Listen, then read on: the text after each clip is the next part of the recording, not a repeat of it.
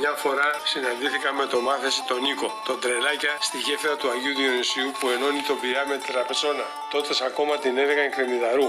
Η Τραπετσόνα ήταν άλλο ναό με περιβόλι. Τεκέδες, τα βούρλα με τα και μη ρωτάς. Συναντηθήκαμε κοντά στα ψυγεία, πάνω στη γέφυρα και πιάσαμε κουβέντα γιατί ήθελε να μου δώσει τείχους. Ξαφνικά πλησιάζει ένας της ασφάλειας και λέει του μάθεση: «Εσείς μας αναφέρετε στα γραμμόφωνα στους δίσκους σας και προκαλείτε». Χάλασε ο κόσμος εκείνη τη μέρα. Τον έδωσε άσχημα ο μάθεσης. Τελικά ο στιφύλακας έφυγε άρον-άρον χωρίς να προσπαθήσει να πιάσει το μάθεση. Το φοβόταν γιατί ο μάθεσης μόλις είχε βγει από τη φυλακή για ένα φόνο που είχαμε στην Ψαραγορά μέρα μεσημέρι. Ένα βράδυ πάλι ήμουνα εγώ, ο Μάρκος, ο Μπάτης και ο μάθεσης. Πήγαμε στην Τραπετσόνα όλοι σε κάποιου φίλου το τραπέζι. Ο Μπάτης με το μάθεση πήγανε στο σπίτι του Ανέστου του Δελιά να τον δούνε που ήταν άρρωστος. Με τον Μάρκο ξεκινήσαμε να φύγουμε οι δυο μας. Κατεβήκαμε ακριβώς απέναντι από τα βούρλα σε ένα δρομάκι για να βγούμε στη σιδερένια γέφυρα του Άγιου Διονύση.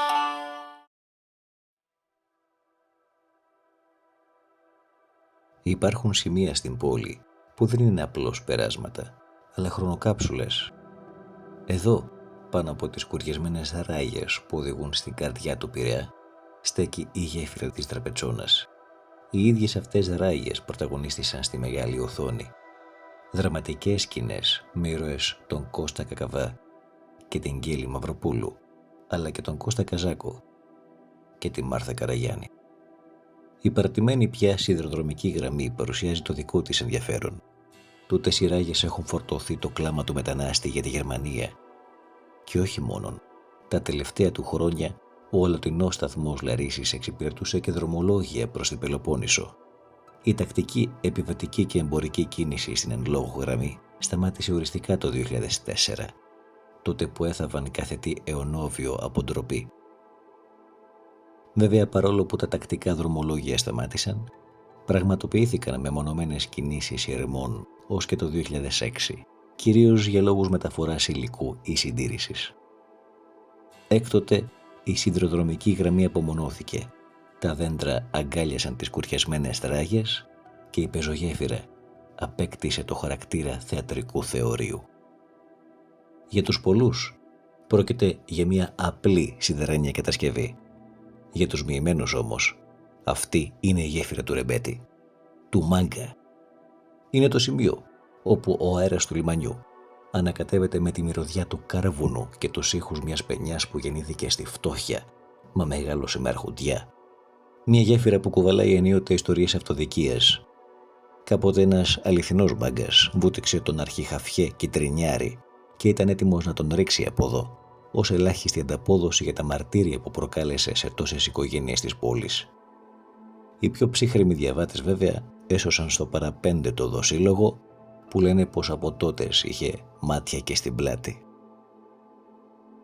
Στη σκιά του Αγίου Διονυσίου, ανάμεσα στα παλιά μηχανουργία και τους καφενέδες που κράτησαν ζωντανό τον απόϊχο του Μάρκου και του Παπαϊωάννου, η πεζογέφυρα παραμένει το αιώνιο θεωρείο του Μάγκα. Δεν ήρθαμε εδώ για να καμωθούμε τους ιστορικούς πάνω σε βιβλία. Ήρθαμε για να αφουγκραστούμε το μέσα μας. Στόχος δεν είναι τα ντουβάρια και τα σίδερα, αλλά τα βαριά βήματα και οι ανάσες που στοίχιωσαν τούτο εδώ το πέρασμα. Σε αυτήν εδώ τη γέφυρα θέλουμε να ξεδιαλύνουμε. Τι είναι αυτό που κάνει έναν άνθρωπο μάγκα? Να βρούμε πόση ευγένεια ψυχής κρύβεται κάτω από μια στραβοπατημένη τραγιάσκα. Να εντοπίσουμε το πόση αξιοπρέπεια του καταφρονεμένου γίνεται κουλτούρα ζωής όταν σμίγει με το φιλότιμο. Το Eventum είναι εδώ για να ερευνήσει το γιατί αυτός ο τόπος, ανάμεσα στα φουγάρα και την αλμύρα της θαλάσσης, γέννησε μια γλώσσα που δεν τη μαθαίνει στα θρανία, αλλά την κεντάς πάνω στην ταστιέρα και τις νότες. Μια γλώσσα που κρύβει μέσα στους φθόγκους της το σεβασμό του λιμανιού και την περηφάνεια της προσφυγιάς. Αφήνουμε λοιπόν για λίγο τα τρίχουρδα και δίνουμε πάσα από μικροφόνους στους μάρτυρες μιας εποχής που αρνείται να σωπάσει ξεχασμένη στη γωνιά ενός μουσείου. Ακούστε τους. Έχουν να μας πούν πολλά για τότε που η τιμή ζυγιζόταν με το βλέμμα και το καθαρό μέτωπο μεταφραζόταν στη χειραψία. 2 λόγια για το σημείο που μας ενδιαφέρει από τον εκλεγμένο δήμαρχο Κερατσινίου Δραπετσόνας, Χρήστο Βρετάκο. Τι σήμαινε τότε και κατά τη γνώμη μου ακόμα και σήμερα μπορώ να πω ότι σημαίνει. Ήταν ένα τεχνητό διαχωριστικό ανάμεσα στην ελπίδα και στη φτώχεια και την εξαθλίωση. Έτσι. Δηλαδή αυτό σηματοδοτούσε πέρα από τα άλλα. Για μένα ήταν το διαχωριστικό σημείο ανάμεσα στην ελπίδα από τη μια μεριά, τη διέξοδο, τα όνειρα για μια νέα ζωή και από την άλλη μεριά η εισδοχή μας σε ένα χώρο που κυριαρχούσε η φτώχεια, η εξαθλίωση στο επίπεδο της ηλικής ζωής. Κατά τη δική μου τη γνώμη ήταν οι δύο κόσμοι που είχαν διαμορφωθεί εκείνη την περίοδο στις γειτονιές του ευρύτερου Πειραιά. Έτσι. Απ' τη μια ο κόσμος προσπαθούσε να δημιουργήσει τους όρους για μια καλύτερη ζωή, απ' την άλλη πεταγμένος κόσμος στη μεριά της Δραπετσόνας και στην περιοχή του Κερατσινιού, εξεριζωμένοι άνθρωποι από τις πατρίδες τους, πρόσφυγες που άφησαν τη ζωή τους και προσπάθησαν να δημιουργήσουν μια νέα ζωή, όχι με τους καλύτερους όρους και προϋποθέσεις. Από την άλλη, αυτός ο διαχωρισμός που είχε γίνει τότε, τον επέβαλε η ίδια η ζωή και οι επιλογές της, συνεχίστηκε και για πολλά χρόνια στην αντίληψη αυτών που είχαν τη δυνατότητα και τα μέσα να δώσουν λύσεις και διεξόδους και ενώ τους κυβερνώντες, έτσι. Ανέκαθεν οι δικές μας γειτονιές, ή από αυτή τη μεριά της γέφυρας του Μάγκα, τέλος πάντων, ή του Ρεμπέτη, ήταν οι γειτονιές που αντιμετωπίστηκαν εν πολλοίς ως η πίσω αυλή της Αττικής. Ό,τι περίσσευε, ό,τι δεν μπορούσαμε να έχουμε στη βιτρίνα μας, το πετάκαμε στις δικές μας γειτονιές. Από τα Βούρλα, από το 1800 τόσο, μέχρι τις βιομηχανικές εγκαταστάσεις που κατέκλυσαν την περιοχή, το νεκροταφείο που μεταφέρθηκε σιγά σιγά όσο αναπτυσσόταν ο Πειραιάς από τον Άγιο Διονύση, ουσιαστικά στο κέντρο της πόλης του Κερατσινιού και της Δραπετσόνας. Ήταν μια αντίληψη λοιπόν. Η γέφυρα του Μάγκα σηματοδοτούσε και μια αντίληψη για αρκετά χρόνια μετά το πώς αντιμετώπισαν τις δικές μας γειτονιές οι κυβερνώντες. Φυσικά εμείς ως ιστορική μνήμη έχουμε αποφασίσει, επειδή είναι κομμάτι της ιστορίας της πόλης που με σεβασμό το προσεγγίζουμε, δεν έχουμε κάτι να κρύψουμε ούτε τίποτα να τραπούμε. Προσπαθούμε όμως επί της ουσίας να το κρατήσουμε σε συμβολικό επίπεδο, επί της ουσίας όμως προσπαθούμε να πάψει να υπάρχει αυτό το διαχωριστικό, οι δικές μας γειτονιές και οι άνθρωποι τους να αποκτήσουν την ποιότητα ζωής που οφείλουμε να παρέχουμε, να αλλάξουμε σελίδα και πια η Δραπετσόνα και το Κερατσίνι, εκτός από το πρόσημο εκείνης της εποχής και τα προβλήματα που κουβαλούσε, να είναι και περιοχές που θα κοιτάνε το μέλλον με αισιοδοξία και θα χτίζουμε μια καλύτερη ζωή για τους ανθρώπους μας. Αυτή νομίζω ότι είναι η λογική που θέλουμε επί της ουσίας να διατηρήσουμε σε συμβολικό επίπεδο τη γέφυρα ανάμεσα σε δύο κόσμους και να την ανατρέψουμε στην ίδια τη ζωή, γιατί δεν πρέπει να υπάρχουν δύο κόσμοι, έτσι. Κάπως έτσι νομίζω ότι πρέπει να το δούμε. Από την περιήγησή μας δεν θα μπορούσε να λείψει η εμπεριστατωμένη ματιά ενός μέτρητου είδους. Γεννημένος στον Πειραιά, καθηγητής πολεοδομίας και ιστορίας της πόλης στο Εθνικό Μετσόβιο Πολυτεχνείο και συγγραφέας. Ενώ για τώρα, ο αποκλειστικός ξεναγός μας πίσω στο χρόνο. Όταν η γνώση και η βαθιά έρευνα γίνεται βίωμα, μοιράζεται απλόχερα στο ευρύ κοινό. Φίλες και φίλοι, ακούμε τον Νίκο Μπελαβίλα. Η Δραπετσόνα είναι μια χερσόνησος. Να φανταστούμε την περίμετρο της Χερσονήσου, την ακτή δηλαδή, γεμάτη με εργοστάσια. Από τον Άγιο Διονύση, το σιδηροδρομικό σταθμό, στη συνέχεια το Σιλό Σιτηρών, οι μόνιμες δεξαμένες, το ναυπηγείο Βασιλιάδη, το εργοστάσιο λιπασμάτων, το τσιμεντάδικο του όρμου των φορών. Αυτό είναι χοντρικά. Και πάρα πολλά ενδιάμεσα μικρότερα εργοστάσια, μονάδες διάφορων τύπων. Στην ενδοχώρα ένας λόφος με αρχαία ερείπια, το καστράκι, όπως το έλεγαν οι ντόπιοι, αυτό που σήμερα είναι η Αιτιόνια πύλη, γεμίζει με παράγκες. Δίπλα σε αυτό η περιοχή των Αμερικάνικων γεμίζει επίσης με παράγκες κατά τη διάρκεια της δεκαετίας του 20. Πριν από τη δεκαετία του 20, τα πρώτα αντίσκηνα, τα πρώτα παραπήγματα από Αρμένιους, από Πόντιους, από ανθρώπους που ερχόντουσαν από τους πρώτους διωγμούς, από τις πρώτες εθνοκαθάρισεις που προκύψαν κυρίως στην περιοχή της Μαύρης Θάλασσας και λιγότερα στα Βαλκάνια, εγκαταστάθηκαν στην ακτή του Αγίου Διονυσίου. Ακριβώς στο σημείο που σήμερα δένουν τα κρητικά καράβια. Πάνω από αυτά βρισκόταν η περιοχή η συνοικία της Κρεμμυδαρούς, η συνοικία της περιοχής του Καστρακίου. Στην βόρεια πλευρά, μετά τα Σουλατζίδικα τα σημερινά, το σχέδιο ήταν οργανωμένο, ενώ στην νότια πλευρά το σχέδιο ήταν ανοργάνωτο, καθώς πρόκειται για μια πόλη παραπηγμάτων. Στην περιοχή του οργανωμένου σχεδίου μπορούμε να σκεφτούμε ότι βρίσκονται τα τακτικά καφενεία, ας πούμε, ή τα λαϊκά κέντρα, και μάλλον εκεί είναι η γειτονιά όπου αναπτύσσονται όλες αυτές οι εκδηλώσεις, ενώ 2 τετράγωνα πιο πίσω και το πορνείο των Βούρλων, το οποίο μετά τον πόλεμο ή κατά τη διάρκεια του πολέμου γίνεται φυλακή. Ολόκληρο το περιβάλλον είναι μια πόλη 10.000 κατοίκων, φτάνει στη μεγάλη προσφυγική πλημμύρα, έχει φτάσει στους 30.000 κατοίκους, χωρίς έλεγχο, χωρίς ουσιαστικά δυνατότητα της δημόσιας τάξης να μπει, να εισέλθει μέσα. Ήταν και ένας από τους λόγους που δρομολογήθηκε η καταστροφή του Παραγκομαχαλά από το 1960, με τεκέδες οι οποίοι βρισκόντουσαν, δηλαδή με μικρές μονάδες, μικρά κέντρα στα οποία κάπνιζαν κυρίως, οι οποίοι βρισκόντουσαν στις σπηλιές, στις σπηλαιώσεις της περιοχής Κρεμμυδαρούς, πάνω από τον όρμο της Ιετιόνιας, και μέσα στην καρδιά της συνοικίας, τις εικόνες τις έχουμε από ταινίες της δεκαετίας του 60, η φτώχεια ήταν απερίγραπτη. Το επίπεδο διαβίωσης των κατοίκων της Δραπετσόνας πρέπει εκείνα τα χρόνια να είναι από τα χαμηλότερα, ίσως το χαμηλότερο σε αστική περιοχή της Ελλάδας. Η γέφυρα του Ρεμπέτη, έχω την εντύπωση ότι καθιερώνεται και ονομάζεται έτσι μετά την μεγάλη δόξα του Ρεμπέτικου. Δηλαδή είναι μια ανάμνηση που επανέρχεται στα χρόνια που το Ρεμπέτικο αναβιώνει, δηλαδή μετά τη μεταπολίτευση ή από τη μεταπολίτευση και έπειτα, και όπου πλέον η ιστορική του Ρεμπέτικου ή αυτή η ρομαντική αναβίωση αναδεικνύει και ένα από τα ελάχιστα σημάδια που έχουν διασωθεί από την παλιά Δραπετσόνα, που είναι αυτή η μεταλλική γέφυρα του Αγίου Διονυσίου. Έπειτα από δεκαετίες, είναι ανάγκη να έρθουν στο φως απαντήσεις που δεν δόθηκαν. Οι άνθρωποι πίσω από τις ιστορίες, η ιστορική περίσταση πίσω από τα γεγονότα, και ξάφνου τα ερωτηματικά που προκύπτουν με τον καιρό δείχνουν να μπαίνουν σε μία σειρά. Η Αλεξάνδρα Μούργου, μεταδιδακτορική ερευνήτρια του Πανεπιστημίου Γιόρκ στο Τορόντο, ερμηνεύει από τη μεριά της το ρόλο της γέφυρας του Ρεμπέτη στην τοπική κοινωνία, καθώς και την κληρονομιά που αυτή αφήνει πίσω στο σήμερα. Λοιπόν, η γέφυρα του Ρεμπέτη, όπως έχει μείνει στον προφορικό λόγο, στην πραγματικότητα βρίσκεται στα σύνορα Πειραιά και Δραπετσόνας, δίπλα στον Άγιο Διονύση. Κατασκευάστηκε τα πρώτα χρόνια του 20ου αιώνα. Δεν είμαι βέβαιη για την ακριβή χρονολογία, υπάρχουν διάφορες απόψεις πάνω σε αυτό.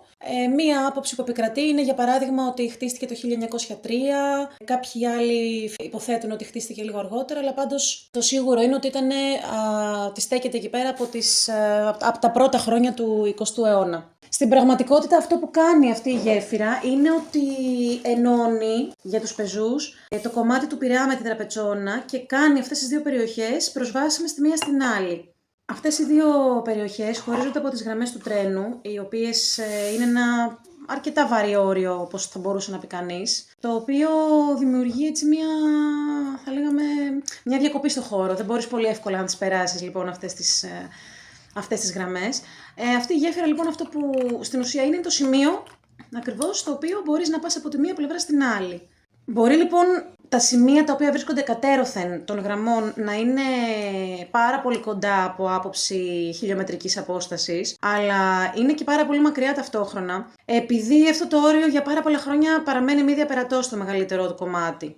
Χωρίζει πάρα πολύ έντονα λοιπόν αυτές τις περιοχές, παρόλο που είναι κοντά, και τα πρώτα χρόνια νομίζω πως η πεζογέφυρα, αλλά όπως και η γέφυρα που βρίσκεται λίγο παραπάνω, που κατασκευάζεται περίπου εκείνη την εποχή για τα τροχήλατα οχήματα, μένουν γνωστές ως οι γέφυρες του Άγιου Διονύση.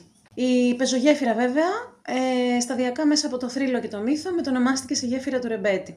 Από την πρώτη στιγμή που φτιάχνεται αυτή η γέφυρα, όπως και κάποιες άλλες γέφυρες που ήταν λίγες, που ένωναν αυτά τα δύο πολύ διαφορετικά και κοντινά ταυτόχρονα μέρη έχουν μεγάλη σημασία, γιατί δίνεται η δυνατότητα σε πολλούς ανθρώπους να περάσουν από τη μία πλευρά στην άλλη. Σε γενικές γραμμές, αυτό το οποίο σηματοδοτεί το μεγάλο όριο των σιδηροδρομικών γραμμών είναι από τη μία η βορειοδυτική πλευρά του λιμανιού αλλά και του Πειραιά και η νότιο-ανατολική πλευρά του λιμανιού και του Πειραιά. Η πρώτη είναι μια περιοχή που χαρακτηρίζεται κυρίως από μια βιομηχανικού τύπου ανάπτυξη. Κατά τα τέλη, ειδικά κατά τη στροφή του αιώνα, γύρω στο γύρισμα του αιώνα, ειδικά αρχίζει και παγιώνεται αυτός ο βιομηχανικός χαρακτήρας, αλλά ταυτόχρονα και σε μεγάλη έκταση αρχίζουν και κατοικούν, ήδη από νωρίτερα, αλλά εκεί στο γύρισμα του αιώνα είναι πια πάρα πολύ πιο έντονος ο εργατικός χαρακτήρας. Σε αντιδιαστολή με το νότιο-δυτικό κομμάτι, το οποίο είναι το πιο εμπορικό, είναι το πιο αστικό κομμάτι του Πειραιά κτλ. Το μη και στην ιστορία του Πειραιά, άρα και στην ιστορία της ίδιας της γέφυρας, θα έλεγε κανείς, είναι και ο ερχομός των προσφύγων, όπου τα πρώτα χρόνια πάρα πολλοί άνθρωποι μένουν σε παραπήγματα και σε τέντες, σε σκηνές όπου υπάρχει οποιοσδήποτε διαθέσιμος χώρος.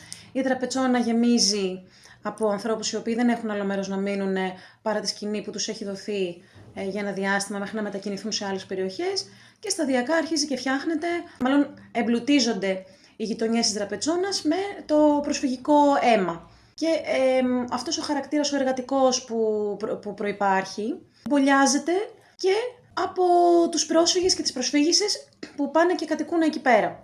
Ο Πειραιάς αρχικά από την ίδρυση του ελληνικού κράτους αποτέλεσε στην πραγματικότητα μια πόλη λιμάνι που ακριβώς λόγω του ότι βρέθηκε δίπλα στην πρωτεύουσα άρχισε να αναπτύσσεται και αυτή η ανάπτυξη βαίνει παράλληλα με την σταδιακή, καθώς προχωρούσε ο 19ος αιώνας. Δεν θα έλεγε κανείς παρακμή, αλλά αποδυνάμωση της Ερμούπολης, όπου μέχρι τότε είχε εξελιχθεί σε ένα από τα πιο σημαντικά λιμάνια της Ελλάδας. Μαζί με άλλα λιμάνια, όπως ήταν για παράδειγμα η Καλαμάτα. Η διαφορά όμως του Πειραιά σε σχέση με τις υπόλοιπες πόλεις λιμάνια της εποχής είναι ότι ο Πειραιάς ξεκινά με την ίδρυση του ελληνικού κράτους σαν μια πόλη από την αρχή.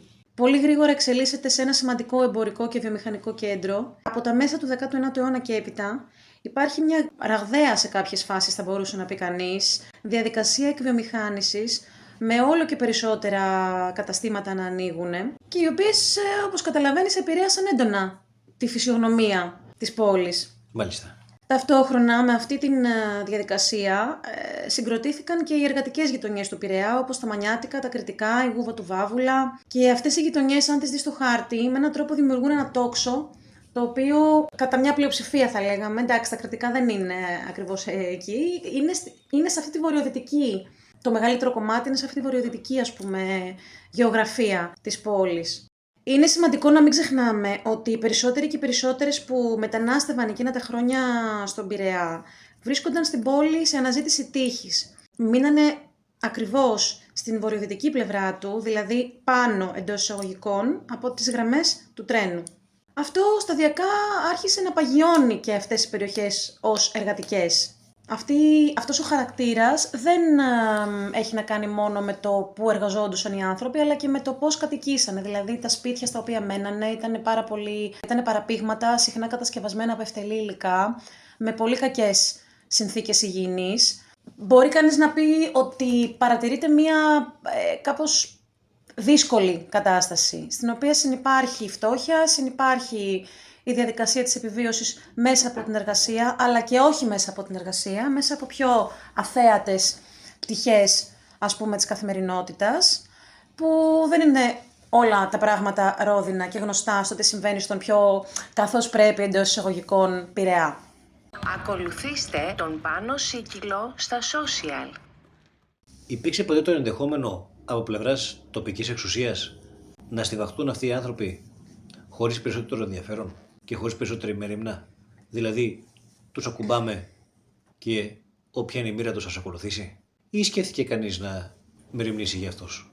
Υπήρξαν κάποιες πρωτοβουλίες από την πλευρά διαφόρων εύπορων να φτιάξουν κυρίως κάποια ιδρύματα σαν άσυλα, είτε για κορίτσια είτε για αγόρια, όπως ήταν ο Ράλης, το άσυλο αλυτοπαίδων, αλλά αυτές οι προσπάθειες σαν κυριότερο στόχο είχαν να εντός εισαγωγικών σοφρονήσουν τους ανθρώπους αυτούς και να τους εντάξουν σε ένα πλαίσιο, σε μια ζωή μάλλον εργατικού χαρακτήρα, κάνοντάς τους να απομακρυνθούν από αυτό που είχαν μάθει μέχρι τότε στη ζωή τους, που πολλοί από αυτούς είχαν έρθει από μη αστικές περιοχές. Σε τελική ανάλυση, διάφοροι και διάφορες ερευνητές και ερευνήτριες που έχουν ασχοληθεί με το θέμα καταδεικνύουν ότι υπήρξε και κάποιο είδους εκμετάλλευση από αυτούς τους ανθρώπους που είχαν φτιάξει αυτά τα ιδρύματα απέναντι στα κορίτσια ή τα αγόρια τα οποία μάζευαν. Συγκεκριμένα, τα κορίτσια τα οποία εργάζονταν, ας πούμε, στα κλωστοϊφαντουργεία εκεί στα τέλη του 19ου αιώνα, πολύ συχνά μένανε μέσα σε ένα σπίτι που στην ουσία πληρώνονταν.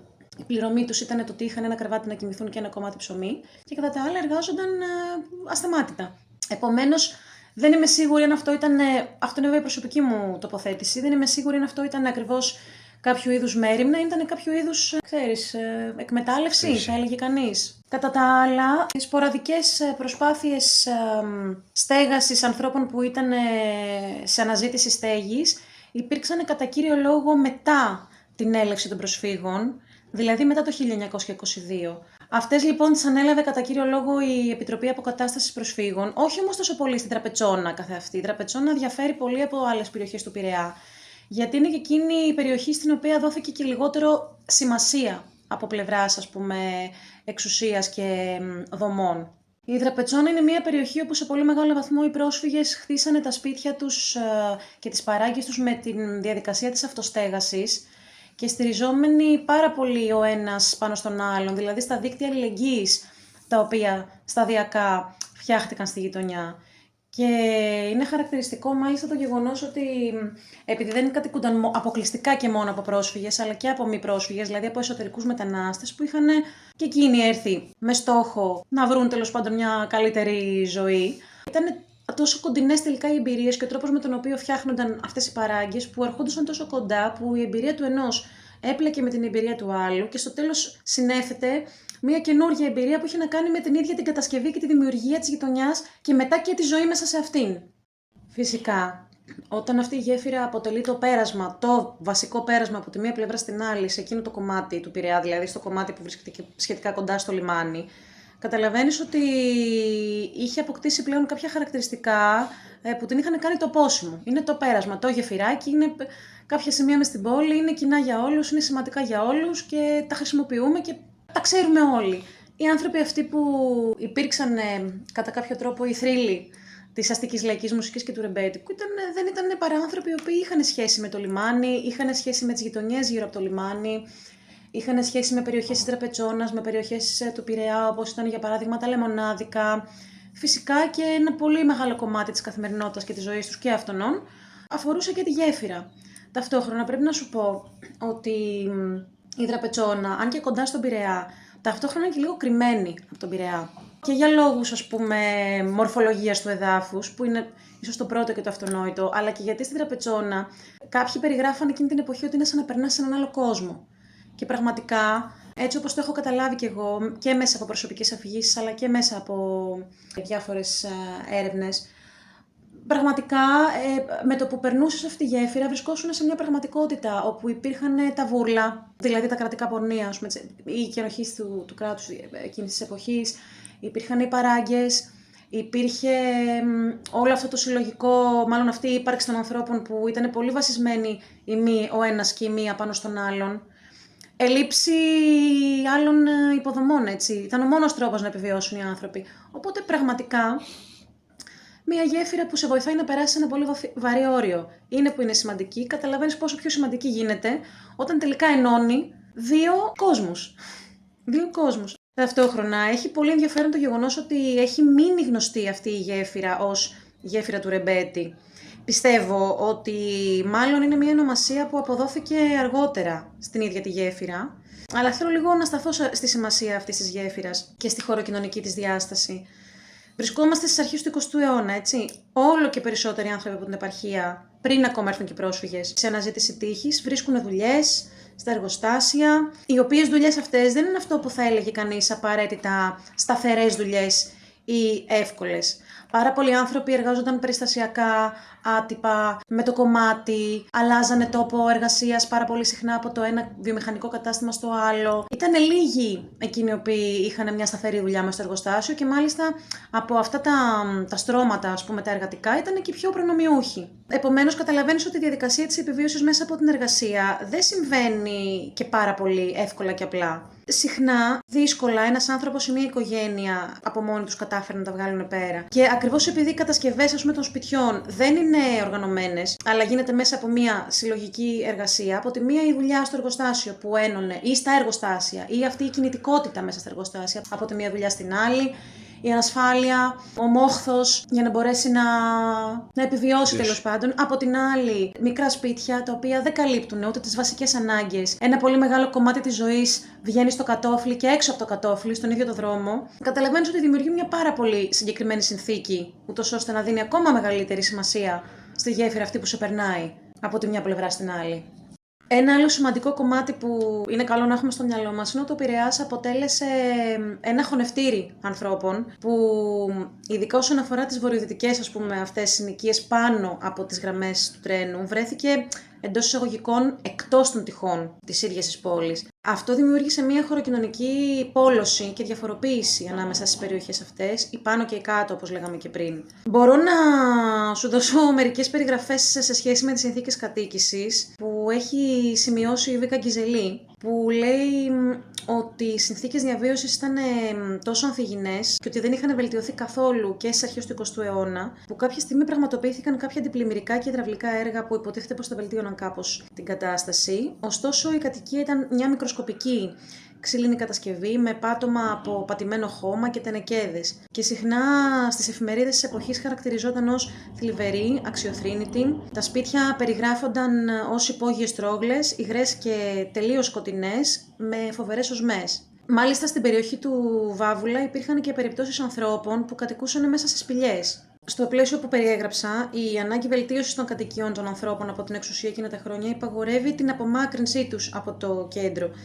Υπάρχει λοιπόν μια αναπαράσταση των ανθρώπων που ανήκουν στην εργατική τάξη, όσο ετερόκλητη κι αν αυτή περιγράφεται, ως ανήθικη, απομακρυσμένη από την καλή οικογενειακή ζωή. Και έτσι λοιπόν η αστική τάξη και η εξουσία εκείνη την περίοδο προέβαλαν ως χρέος τους το να γλιτώσουν εντός εισαγωγικών αυτούς τους ανθρώπους από την αμάθεια, τη σπατάλη, τον έκλειτο βίο, όπως αναφέρει και η Παπαστεφανάκη πολύ συχνά. Φυσικά αυτό έχει πάρα πολύ έντονες πολιτισμικές προεκτάσεις. Γιατί το ότι η κυρίαρχη ιδεολογία κατά κάποιο τρόπο συνέδεε τη φτώχεια με την ανηθικότητα, έθετε στην ουσία την εικόνα μιας υποτιθέμενης μιας ήσυχης ζωής ως θεραπεία ενάντια σε αυτές τις άθλιες συνθήκες διαβίωσης και όχι πάνω στις πραγματικά δύσκολες υλικές συνθήκες που αντιμετώπιζαν αυτοί οι άνθρωποι. Πώς αποδόθηκε αυτός ο όρος και είναι αληθής ή, εν πάση περιπτώσει, η αλήθεια μπορεί να απέχει από αυτό? Η γέφυρα του Αγίου Διονυσίου πλέον είναι γνωστή ως γέφυρα του Ρεμπέτη σε διάφορους, ας πούμε, κύκλους, είτε της εποχής πειραιωτών, είτε μουσικών. Δεν είμαι βέβαιη κατά πόσο αυτό αποτελεί στα αλήθεια μια αποτύπωση του συνέβαινε τότε. Νομίζω ότι γενικώς οι άνθρωποι έχουμε την τάση κάποια πράγματα τα οποία έχουν συμβεί στο παρελθόν και τα οποία θέλουμε να τα κρατήσουμε, να τα βάζουμε με έναν τρόπο και μέσα στην πόλη στην οποία ζούμε. Είναι λοιπόν κατά τη γνώμη μου χωρίς να το λέω με απόλυτη βεβαιότητα αυτό, αλλά εγώ πιστεύω ότι είναι κυρίως μια εκ των υστέρων ερμηνεία και απόδοση μιας ιδιότητας σε αυτή τη γέφυρα, η οποία δεν είναι καθόλου άδικη από μία πλευρά. Έχει μια λογική από τη σκοπιά του ότι μεταξύ των πολλών ανθρώπων που ζήσανε και την περάσανε, μεταξύ των γυναικών, αντρών, παιδιών, οτιδήποτε έρχονταν από τη μία πλευρά του Πειραιά στην άλλη, σαφώς ανάμεσα σε αυτούς ήταν και αυτά τα πολύ σημαντικά ονόματα τα οποία διαμόρφωσαν την λαϊκή μουσική. Πιστεύω όμως ότι κατά κύριο λόγο είναι μια δική μας ανάγκη αυτοί οι άνθρωποι, η κουλτούρα τους και όσα έχουμε πάρει από αυτούς να είναι πιο... να παγιωθούν και στο χώρο, όπως έχουν παγιωθεί στο χρόνο, με έναν τρόπο να παγιωθούν και στο χώρο, να είναι εκεί κάθε φορά που την περνάμε, να τους θυμόμαστε Γιατί είναι η ιστορία τους, είναι η ιστορία της δικής μας της πόλης. Πώς καμιά φορά δίνουν ονόματα δρόμων στους ανθρώπους που έχουν πεθάνει. Κάπως έτσι έχει αποδοθεί και το όνομα αυτό στη γέφυρα του Ρεμπέτη και μάλιστα του ανώνυμου Ρεμπέτη. Δεν είναι κάποιος συγκεκριμένος, είναι του οποιοδήποτε. Μπορεί να είναι οποιοδήποτε ή οποιαδήποτε που εκείνη την εποχή είχε αυτή τη ζωή, άκουγε αυτή τη μουσική, η οποία μουσική για όλους εμάς που έχουμε κάποια σχέση οικογενειακή με τον Πειραιά είναι η μουσική με την οποία μεγαλώσαμε σαν παραδοσιακή, που θα λέγαμε.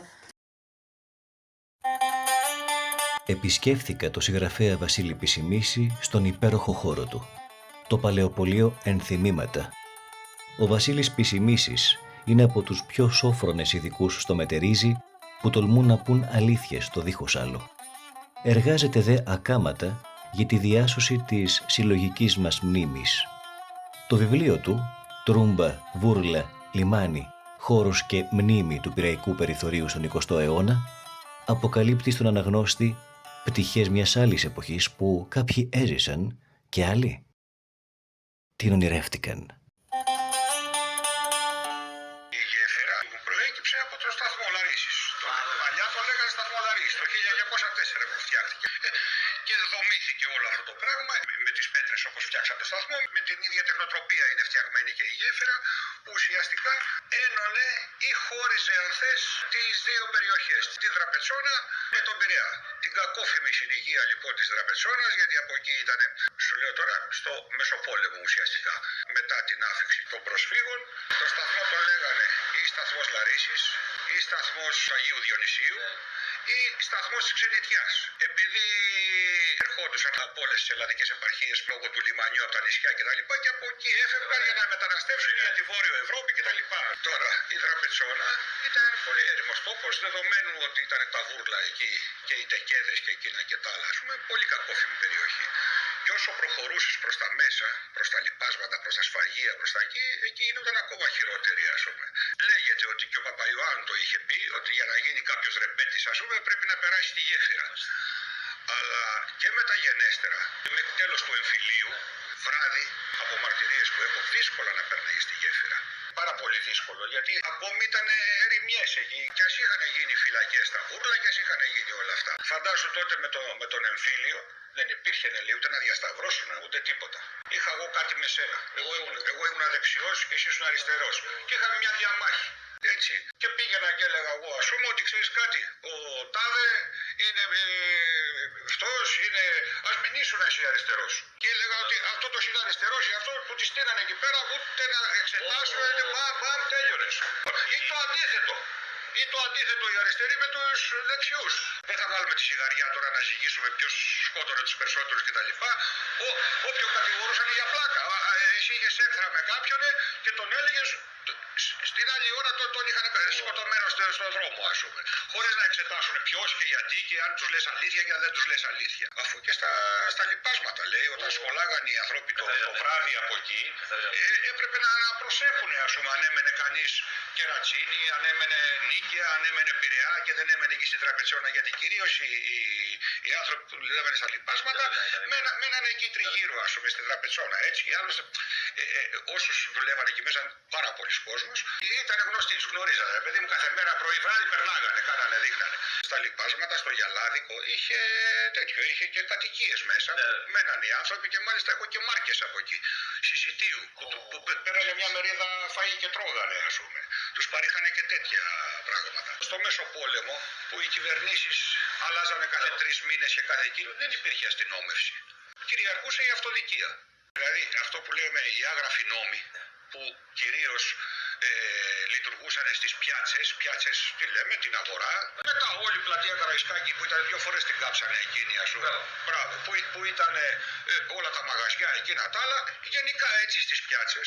Είχε από νοικοκυρέους ανθρώπους και τα λοιπά που κοιτάζαν το μεροκαματό τους, κοιτάγαν την οικογένειά τους, μέχρι κάθε καρυδιάς καρύδι, ας πούμε. Μέχρι απατεώνες, κλέφτες, πορτοφολάδες, πώς τους λέγανε, εκείνα τα άλλα, λαχανάδες και λαχανάδες τους λέγανε, επειδή τότε τα χαρτονομίσματα ήταν τεράστια. Και τα μοιάζανε με λαχανόφυλλο, τους λέγανε λαχανάδες, ας πούμε. Λοιπόν, απ' την άλλη μεριά το τόξο όλο αυτό, δηλαδή Χατζικυριάκιο, όλο αυτό Τρούμπα και προς τα δω μέχρι και το άλλο άκρο εδώ στον Αγιώργη, στο λιμανάκι και το λιμί των φορών κτλ. Όλο αυτό ήταν όλη η παρανομία εκεί μέσα μαζεμένη, ας πούμε. Κατάλαβες. Και στα άκρα, ειδικότερα σου είπα εκεί στα σφαγεία και μετά τα λοιπάσματα και τα λοιπά, εκεί γινόταν χαμός. Δηλαδή, ενώ περνούσε στη γέφυρα και εκεί αλλάζανε πολύ συχνά οι τεκέδες τοποθεσία για να μην τους ανακαλύπτουν, προς τα μέσα δεν τους ένοιαζε τίποτα. Μάλιστα, καλά το ήταν στα φόρτε. Αλλά και τότε δεν κάνανε μόνοι τους οι πρεζάκηδες, τους έκανε ο καφετζής, ο τεκετζής.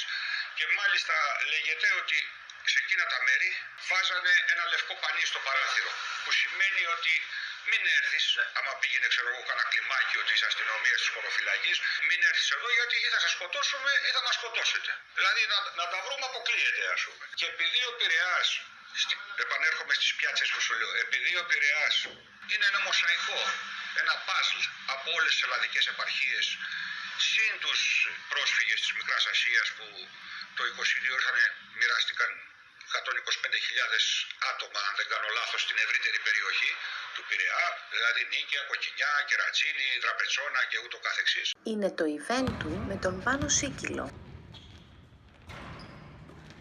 Είχαν κοινά ήθη και έθιμα, αλλά διαφορετική κουλτούρα.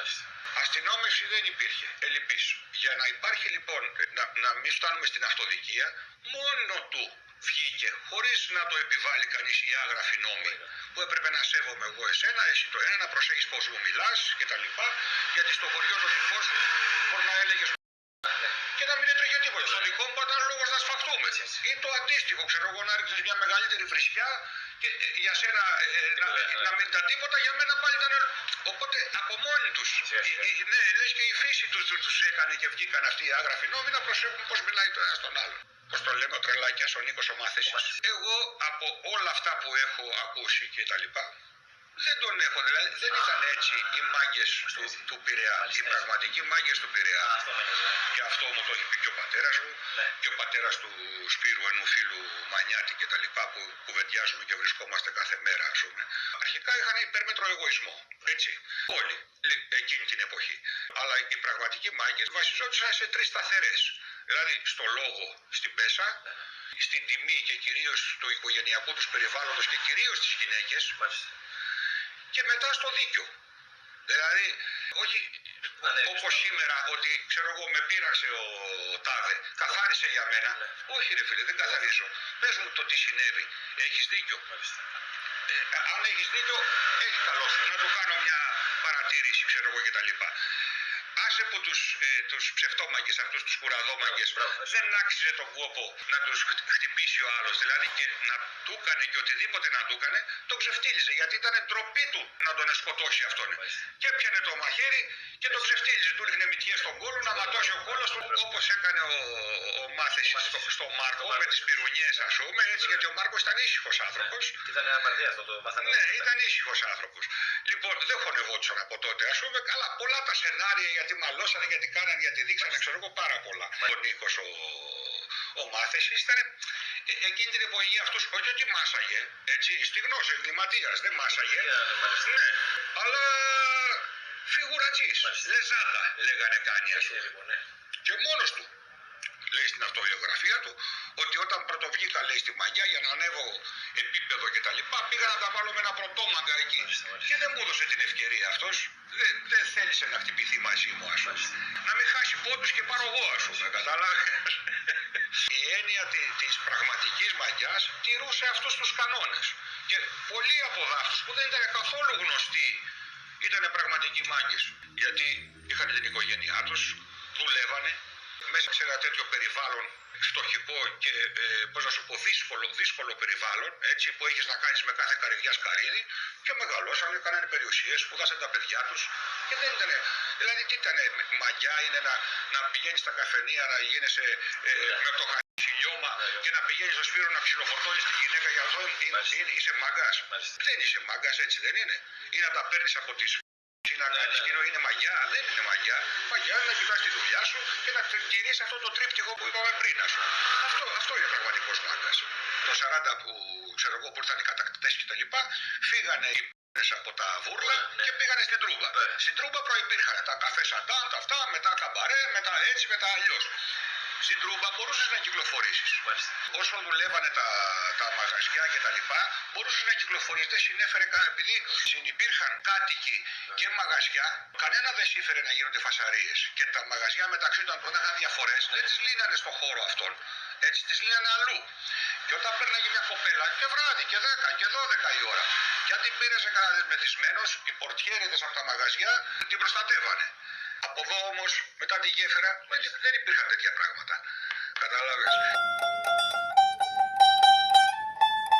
Κάποιοι ρομαντικοί επιμένουν ότι κοινωνός του μυστηρίου που περιβάλλει την ιστορική αυτή πεζογέφυρα, ακόμα και σήμερα, μπορεί να γίνει μόνο αυτός που θα διαβεί τις ξεχασμένες γραμμές από κάτω της.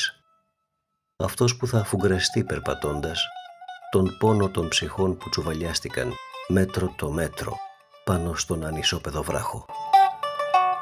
Ο ποιητής Χρήστος Αντισθένης Ζάχος αποτελεί έναν τέτοιο σύγχρονο διαβάτη. Έχοντας τις αποσκευές του, τις ποιητικές συλλογές του, με τελευταία τις ασημαντότητες, ερμηνεύει πάντα ξεχασμένα και μη διαμάντια του ρεμπέτικου. Η δουλειά του στο ντοκιμαντέρ «Και αυτό θα περάσει», με πρωταγωνιστή τον νεονόβιο Γιώργη Παπάζογλου, βάζει ακόμα έναν λίθο στη συλλογική μνήμη του ρεμπέτικου. Στις βιογραφίες του Μάρκο πάνω απ' όλα, την αυτοβιογραφία, και έπειτα του Γιάννη Παπαϊωάννου, δεν σημειώνει κανείς τον όρο γέφυρα του ρεμπέτη. Ποιος να το σημειώσει και γιατί να το σημειώσει. Θέλω να πω ότι αυτό ήταν κάτι που υπήρχε εκείνη την εποχή. Πώς λέμε, εδώ πέρα στο Κορυδαλό είναι η πλατεία Μέμου.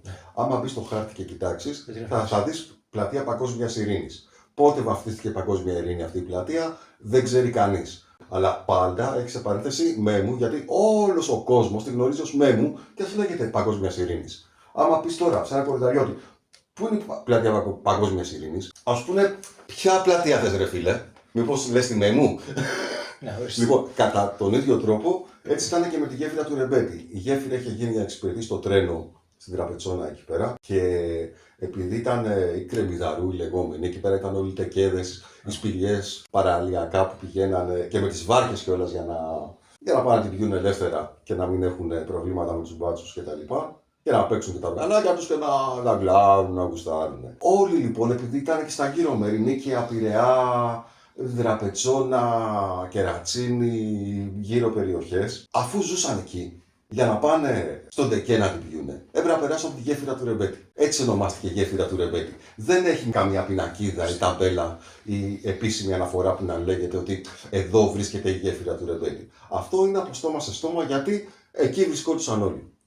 Και ο Παπαϊωάννου είχε πει ότι για να θεωρείσαι ρεμπέτης, επειδή όλοι περάσαν από αυτή τη γέφυρα που βρισκόντουσαν εδώ πέρα, θα πρέπει να έχεις περάσει τουλάχιστον μια φορά από τη ζωή σου από αυτό το σημείο. Κατά αυτή την έννοια. Διαφορετικά τον όρο το δώσαμε εμείς. Με τα χρόνια και ήρθε και καταστάλαξε σαν. Το πόσιμο. Ναι, σαν το πόσιμο και σαν μνήμη όλων, δηλαδή και σαν να τα ρήφα να πεις. Τώρα πήγαινε μες στη γέφυρα του Ρεμπέτη, ξέρει που να σε πάει. Στο Google δεν θα βρεις γέφυρα. Δεν ξέρω αν το έχουν καταχωρήσει. Αλλά ναι, μια συμπεραίνια γέφυρα είναι για να εξυπηρετήσει το τρένο να περάσει από την άλλη πλευρά τέλος πάντων των γραμμών. Αυτό το ρόλο είχε όμως κάθε γέφυρα. Γιατί του Ρεμπέτη, γιατί εκεί ήταν όλοι. Γιατί πιο κάτω ήταν το μαγαζάκι του Γιώργου τον Πάτη, γιατί εκεί μαζεύονταν όλα τα λάνια και παίζανε τα οργανάκια τους και εκεί έγινε ό,τι έγινε. Γι' αυτό. Γιατί είναι ρεμπέτο περιοχή η Δραπετσόνα και ο Πειραιάς, ας πούμε, και η Νίκαια και η Κοκκινιά. Για τον ίδιο λόγο. Έπαιζε ρόλο το ότι τα σπίτια τους τα είχαν χτίσει στις περιοχές αυτές και δεν ήταν μόνο μέρη στα οποία σύχναζαν για να παίξουν. Ήτανε και προσφυγικά σπίτια εκεί πέρα, πριν τη Σμύρνη, πριν το 22, πριν έρθουν οι Σμυρνοί εδώ, αλλά και περισσότερο παραγκούπολη ήταν. Παράγκες, κάναμε. Δεν ξέρω εκείνη την εποχή αν είχε μαγαζάκια, ήταν το μαγαζί του Μπάτη σίγουρα. Και είχε και τους τεκέδες, οι οποίοι τεκέδες δεν ήταν επίσημα τεκέδες, δεν έγραφε τεκέ του κουλού ας πούμε. Ήταν παράδομα. Ναι, ήταν σπηλιές, τα περιγράφει και ο Γιώργος Παπάζογλου στην αυτοβιογραφία του. Έπαιζε σαντούρι λέει, θα το πω έτσι συνοπτικά. Και τον επέρνουνε κάτι μάγκες, του λέει θα έρθεις να παίξει μαζί μας στο ξενοδοχείο τα Αστέρια. Λέει έγινε ρε μάγκες να έρθω να παίξω μαζί σας. Και όταν κάνουμε ντούχου-ντούχου, μη σταματάς Ντούχου κάνανε ρυθμικά πάνω στο ρυθμό για να κρύβουν το βήχα τους από τον αργυλέ που πίνανε. Ντούχου ντα, που λέγε και ο Μπάτης το... Ο Μάρκος είναι, αλλά τον ντούχου ντα το λέει ο Μπάτης. Ναι, κάτω Σταύρο, κάτω. Κάντονε Σταύρο, κάτωνε, βάλ του φωτιά και κάφτωνε, βάλ του φωτιά και κάφτωνε, κάτωνε Σταύρο, κάτωνε, δώσε του Γιώργου του τρελού, του μαστόρα του σύλλογου. Και βασικά και ο όρος ρεμπέτης ήταν η γέφυρα του Αλίτη, να το πούμε έτσι. Δηλαδή, να το κάνουμε επίσημο, να το γράψουμε και στο χάρτη, η γέφυρα του Αλίτη είναι δυνατόν. Όχι. Απλά μεταξύ μας ξέρουμε ότι εκεί είναι η γέφυρα του ρεμπέτη, ας πούμε. Και έχει μείνει μέχρι τις μέρες μας και δεν στερεύει. Αυτό είναι το σημαντικό. Εντάξει, εκείνη την εποχή συνέβαινε έτσι γινόταν, έτσι λεγότανε, αλλά συνεχίζει και μέχρι τις μέρες μας να θεωρείται έτσι. Και μάλιστα το παλιό ηλεκτρικό σταθμό θέλανε, είχα ακούσει πριν αρκετά χρόνια, πριν 3-4 χρόνια, να το κάνουν μουσείο ή να είναι μουσείο παύλα χώρος που να παίζεται πολιτιστικός, που να παίζει και ρεμπέτικα κτλ. Άμα πας καμιά βόλτα από εκεί, γκρεμίζεται. Πέφτουν σοβάδες, πέφτουν πόρτες, παράθυρα. Εκεί πέρα που είναι η γέφυρα του ρεμπέτη. Μάλιστα. Και ακόμα αυτή τη στιγμή δεν έχει γίνει τίποτα. Ναι, γιατί να υποστηρίξουν μια αλήτικη μουσική. Μια μουσική που είναι ενάντια στο κράτος και την εξουσία, ενάντια στους μπάτσους, που γουστάρει να κάνει κέφι και να ευχαριστιέται με τις ουσίες, με το κρασάκι, με τη ρακή τους, με το χαρτί. Είναι εκτός συστήματος. Ποιος ο λόγος στο σύστημα να συγχωνεύσει όλους αυτούς? Δεν το γουστάρουν και ειδικότερα οι δεξιοί συχαίνονται αυτή την κατάσταση. Έχουμε μια καραδεξιά κυβέρνηση, μη σου πω ακροδεξιά, δεν χρειάζεται να Χρυσή είναι Νέα Δημοκρατία. Ακροδεξιά είναι. Με τον Κούλι, με τον Άδωνη, με τον Πλεύρη, με τον Βορίδη, να σου πω κι άλλα. Πιο ακροδεξιά πεθαίνεις. Ναι, και όλοι αυτοί κάνουν κουμάντο. Θα δεχτούν, ας πούμε, κάτι τόσο επαναστατικό όσο το ύφος, το ρεμπέτικο και να αναδείξουν ένα σημείο το οποίο εκεί πέρα συχνάζανε παλιά υπηρεσίες. Και όλο αυτό να το κάνουμε μνημείο, γιατί όχι, αυτοί δεν θέλουν να το αναδείξουν. Αυτοί ντρέπονται γι' αυτό. Θέλουν να δείξουν ότι η Ελλάδα είναι η Μαρία Κάλλας, είναι ο Γιώργος Νταλάρας, είναι, δεν ξέρω, τι τους αρέσει, ο Σπανδάκης, ποιος άλλος. Και στο σημείο αυτό, ο Αντισθένης αφιερώνει εξαιρετικά στους ακροατές του Eventum μια ξεχασμένη ρεμπέτικη μελωδία. Ξεχασμένη, όχι δε. Για πολλούς από εμάς φαντάζει τόσο μα τόσο οικία. Καλή σας ακρόαση. Επιστρέφουμε σε πολύ πολύ λίγο. Ωραίος.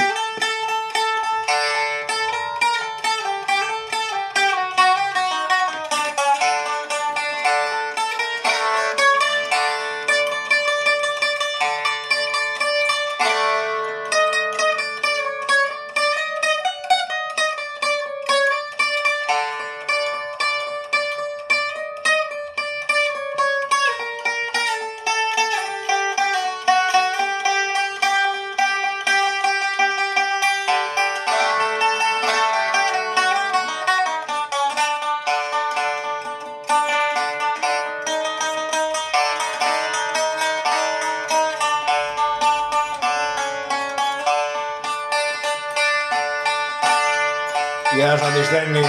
Καλά.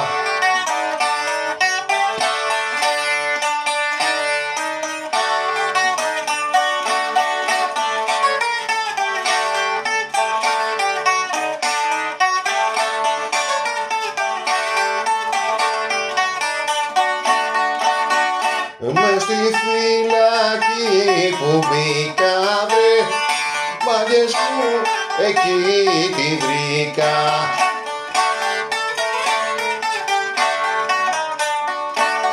δεν πληρώνω νικηφόρα, την παίρνω ζωή και κότα, την παίρνω ζωή και κότα, δεν πληρώνω νικηφόρα.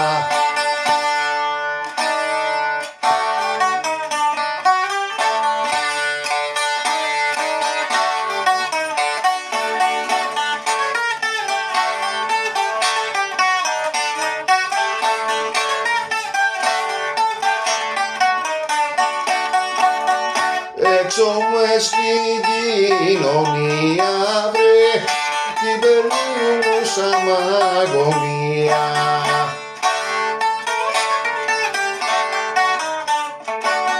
Για δεν είχα να τη βγάλω, μεροκάματο μεγάλο, μεροκάματο μεγάλο, δεν είχα να τη βγάλω.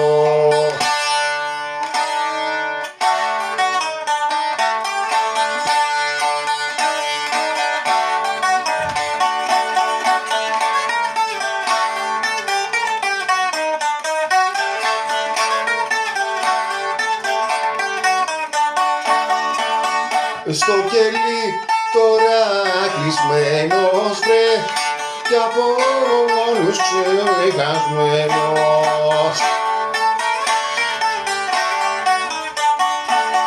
Μάσες, ξάπλες και τσιγάρο, ώσπου να τη ξεμπουκάρω, ώσπου να τη ξεμπουκάρω.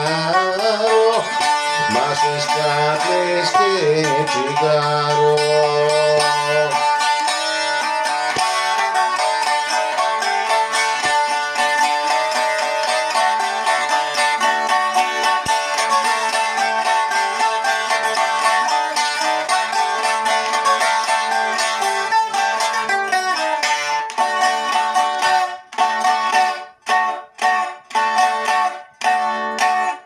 Περπατώντας τη σιδερένια πεζογέφυρα, ερχόμαστε αντιμέτωποι με γεύσεις και μυρωδιές που συμπληρώνουν έναν αιώνα προσφοράς.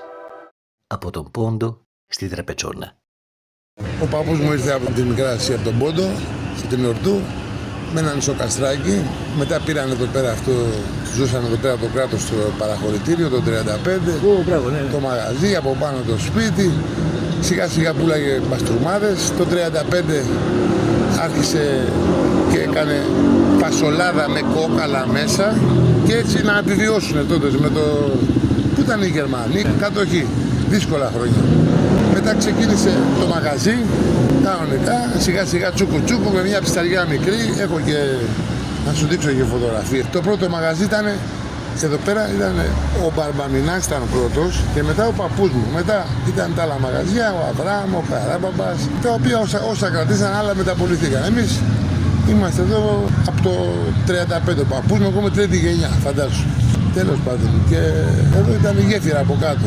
Ό,τι μου έλεγε ο παππούς τώρα, με έπαιρνε και μου. Μου έλεγε εδώ πέρα ήταν στη Μάντρα Σαραντόπουλου, γινότανε, εκεί τραγουδάγανε. Εκεί, στη Μάντρα Σαραντόπουλου. Σαν παράγκες μέναν και εκεί, λίγες όμως, αλλά τραγουδάγανε εκεί. Ο Ανέσης ο Δεγιάς έμεινε εδώ πέρα. Μπορώ να σε πάω μια μέρα να στο δείξω, μια Κυριακή. Έμενε για ένα διάστημα, ας πούμε. Και τώρα είναι. Ακόμα δεν έχουν κρεμίσει. Φαντάζομαι να δεις ότι υπάρχει, ναι. Ναι. Ήτανε πολλά. Εδώ στο στενό ήταν τα κουτσαβάκια, εδώ, τα βούρλα, εδώ, αριστερά οι φυλακές. Ακριβώς. Φυλακές, έτσι, ναι. Με τον πατέρα μου, ότι τον είχαν βάλει η Γερμανία απέναντι, 5 παιδάκια και πετάγανε πατάτες. Και τους πετάγανε πατάτες, άκου να δεις τώρα ιστορία, Τους πετάγανε πατάτες για να γελάνε αυτοί τώρα, άντε να δεις.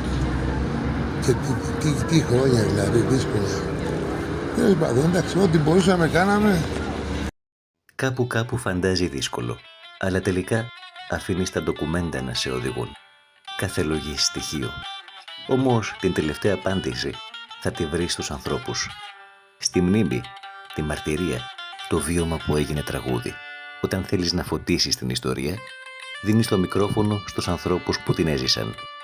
Ο ηθοποιός μα και μουσικός Βαγγέλης Ιωαννίδης είναι ιδιαίτερα αγαπητός στο τηλεοπτικό κοινό λόγω του σοφού και καλοσυνάτου χαρακτήρα που υποδίεται στη σειρά Άγιος Έρωτας. Σεβασμιότατε. Πριν από λίγο έλαβα την επιστολή σου με το ταχυδρομείο. Ζητάς ακρόαση, πατέρ. Και για να μην απευθύνεσαι στην αρμόδια Μητρόπολη για επίσημη ακρόαση, καταλαβαίνω πως πρόκειται για κάτι σοβαρό που θες να κουβεντιάσουμε οι δυο μας. Ναι, σεβασμιότατε. Έχω πάρει κάποιες αποφάσεις που... Μην πεις τίποτα περισσότερο από το τηλέφωνο. Πάτερ Νικόλαε, ξέρεις πόσο σε εκτιμώ και πόσο στην καρδιά μου σε έχω. Δεν θα έρθεις στην Αθήνα για ακρόαση. Μα δεν μπορείτε να μου στερήσετε. Μη βιάζεσαι. Δεν σου στερεί κανείς τίποτα. Θα έρθω εγώ στη Στέρνα και θα τα πούμε όλα, γε μου.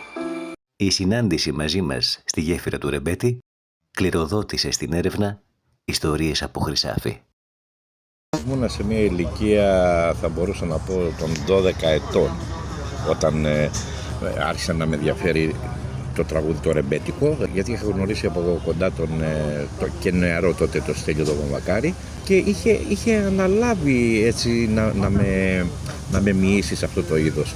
Βέβαια, ανεξάρτητα το ότι εγώ δεν μπορούσα να είμαι συνεχώς στα μαθήματα λόγω του ότι οι καταστάσεις ήταν περίεργες τότε. Είναι το event του.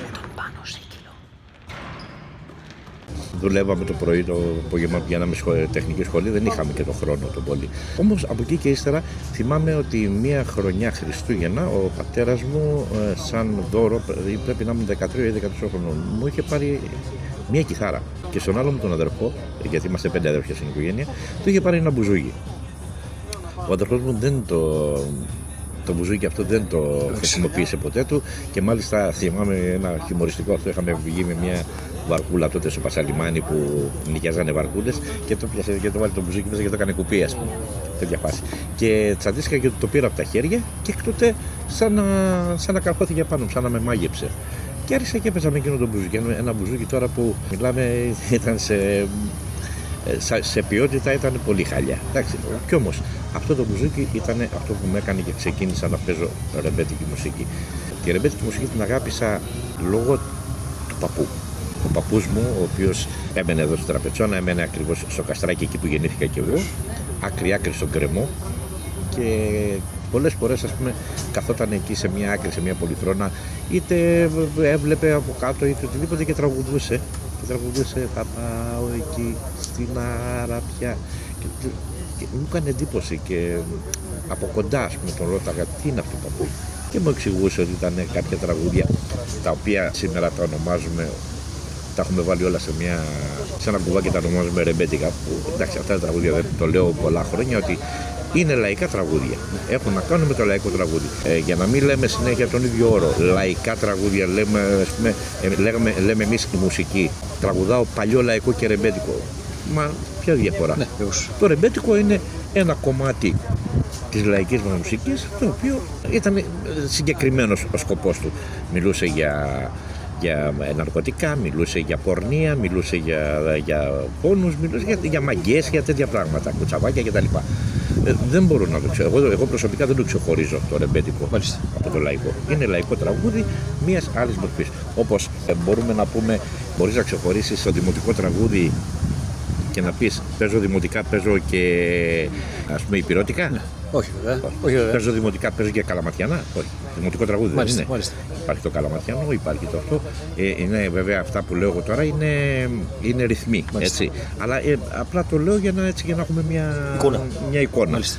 Ότι και το ρεμπέτικο ήταν ένα συγκεκριμένο είδος, απλά μίλαγε για διάφορα άλλα πράγματα εκτός από την αγάπη και αυτά που μιλάνε από τα τραγούδια. Γιατί όλοι τους οι συνθέτες τότε έχουν γράψει και για αγάπη και για μίσος και για χωρισμούς και για ξύλο. Μην ξεχνάμε, ο Μάρκος Βαμβακάρης έχει γράψει την αγγελοκαμωμένη μου και λαμπαδόχητή μου, ομορφωνιά της μάνας σου και συντροφιά δική μου. Λόγια θεϊκά. Και έχει γράψει και μωρή για το γυνάτι σου θα πάω να μαστουριάσω και θα έρθω μέσα στο σπίτι σου να σου το σπάσω. Αυτό δεν σημαίνει ότι ο Μάρκος Βαμβακάρης τη μία μέρα έλεγε ρεμπέτικο και την άλλη λαϊκό τραγούδι έλεγε. Εντάξει. Απλά κάποια τραγούδια ήταν του περιθωρίου.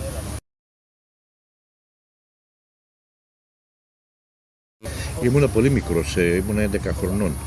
Ήταν περίπου 2 μήνες, 2-3 μπορεί να ήταν πριν πεθάνει ο Μάρκος ο Βαμβακάρης. Ίσως να ήταν και λίγο παραπάνω. Δηλαδή πάντως ήταν πολύ κοντά στο θανάτου του Μάρκου.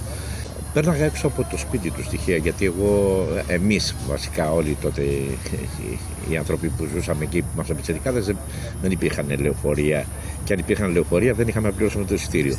Και πηγαίναμε με τα πόδια και στη δουλειά μας και στο σχολείο μας, δηλαδή πολλές φορές να φεύγουμε από τη Δραπετσόνα και να πηγαίνουμε στον Κορυδαλό, ας πούμε, με τα πόδια.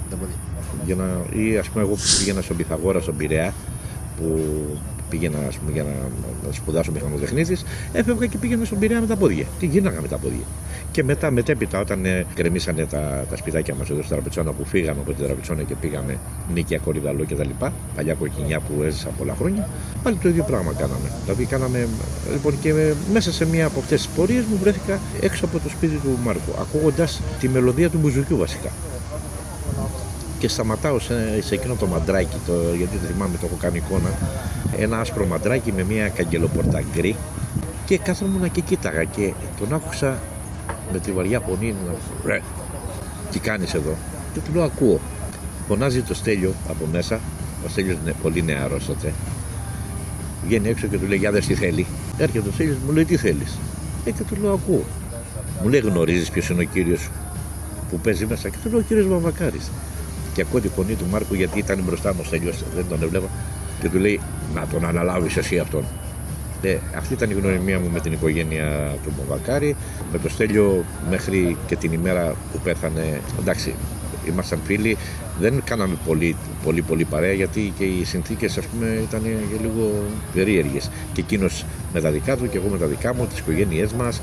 Εντάξει, κάποιες στιγμές έπρεπε και εμείς, για να βγάλουμε τον επιούσιο, να φύγουμε να πάμε και αλλού σε άλλες μεριές της Ελλάδας κλπ.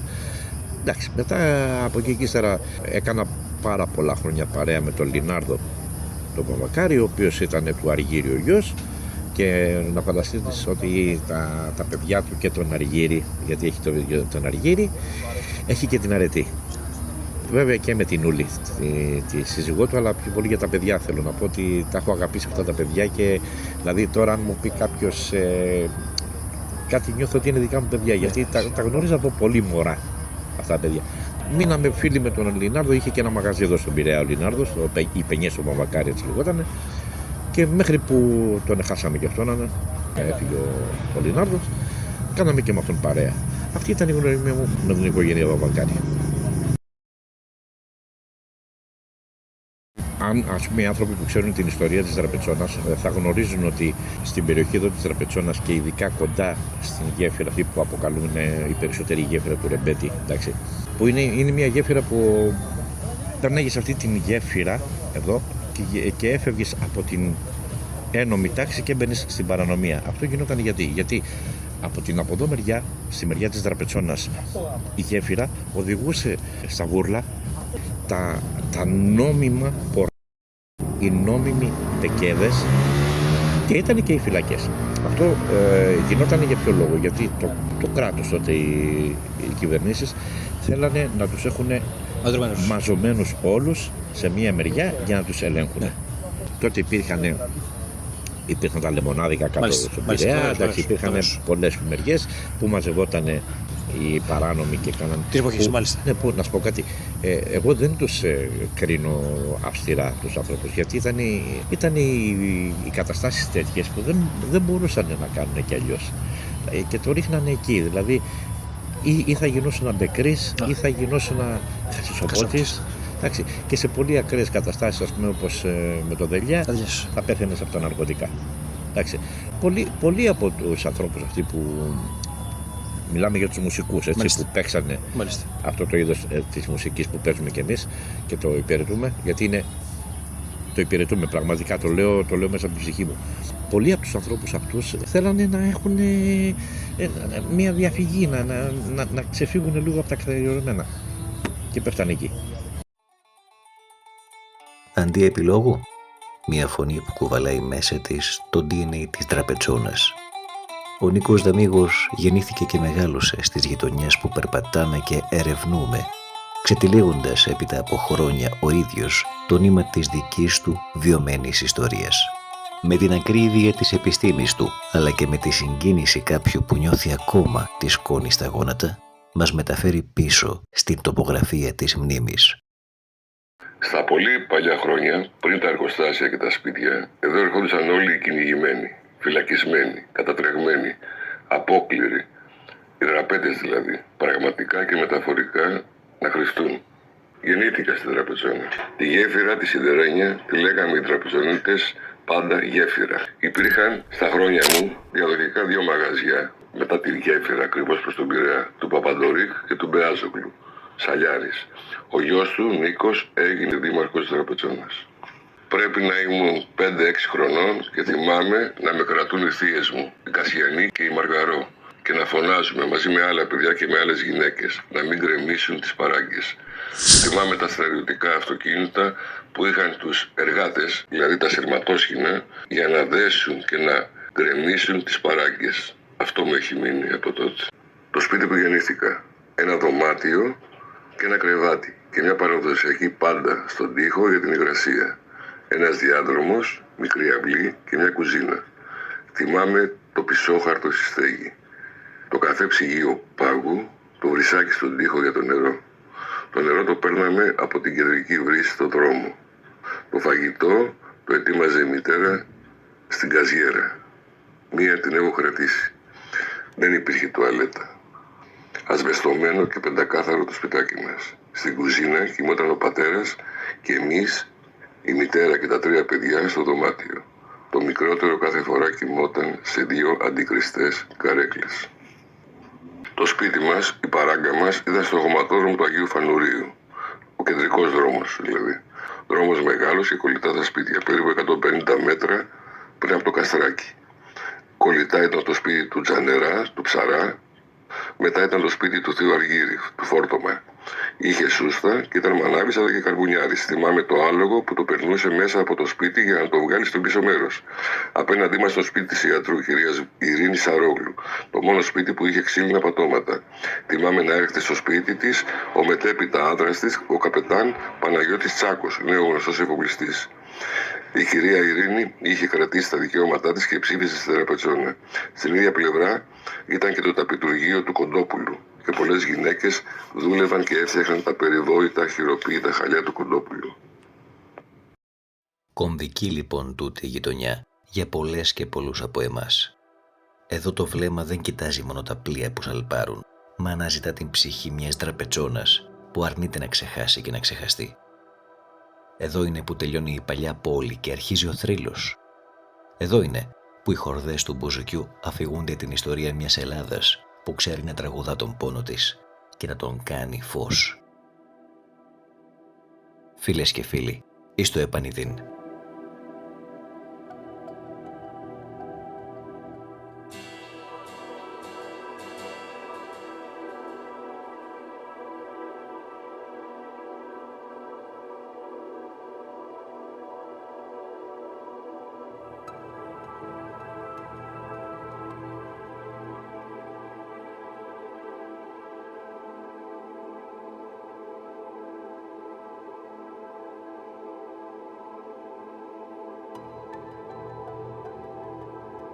Ακούω τη φωνή της